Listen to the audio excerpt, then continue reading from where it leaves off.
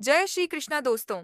जैसे कि आप जानते हैं, इस साल 2025 निर्जला एकादशी 6 जून शुक्रवार और 7 जून शनिवार को मनाई जाएगी।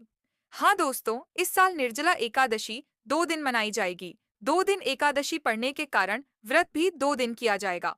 व्रत प्रारंभ 6 जून सुबह 2:15 से 7 जून दोपहर 1:44 तक रहेगा। पारण समय 1:44 से शाम 4:30 तक रहेगा।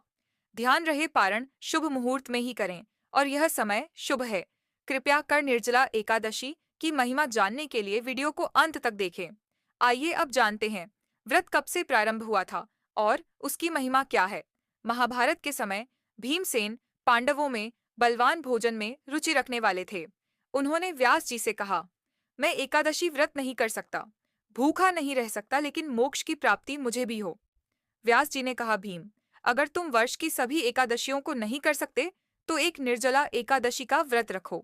यह एक व्रत साल की सभी एकादशियों का फल देता है। तब भीम ने बिन जल ग्रहण किए व्रत किया। तब से इस एकादशी को भीमसेन एकादशी या फिर निर्जला एकादशी कहा जाता है।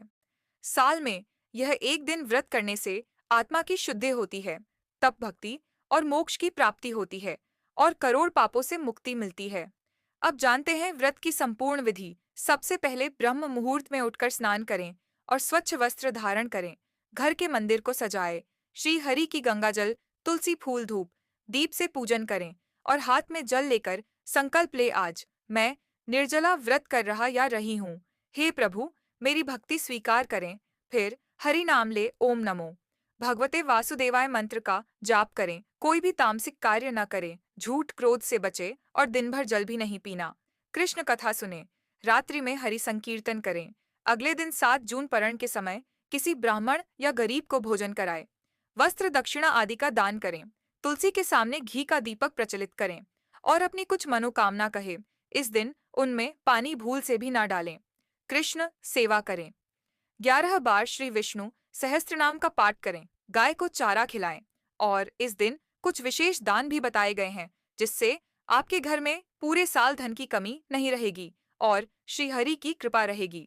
आइए जानते हैं वह कौन से दान है। जल से भरा घड़ा मंदिर में दान करने से भगवान की दया दृष्टि आपके घर पर बनी रहती है और पंखा, चप्पल, छत जरूरतमंदों को देना बड़ा शुभ माना गया है। फल, वस्त्र, गुड़, शक्कर, पानी का दान भी विशेष माना गया है और एक ऐसा दान जो आप इस दिन करते हैं तो आपके कोई भी ग्रह आपको परेशान नहीं कर सकते। तुलसी का पौधा, जी हाँ, तुलसी का पौधा किसी जरूरतमंद को दान करने से आपसे श्री हरि अत्यंत प्रसन्न रहते हैं। इस दिन केवल जल नहीं त्यागा जाता। अहंकार, लालच, कामना और क्रोध, यह एक दिन की तपस्या पूरे जीवन को बदल सकती है। तो मित्रों, यह थी कुछ जानकारियां। अगर आपको यह वीडियो ज्ञानवर्धक लगा हो तो वीडियो को लाइक करके सब्सक्राइब करें और यह जानकारी अपने सभी करीबी जनों को शेयर करें। और ऐसी ही ज्ञानवर्धक बातें जानने के लिए बेल आइकन दबाना ना भूलें। जय श्री कृष्णा। जय श्री हरि, जय माता लक्ष्मी।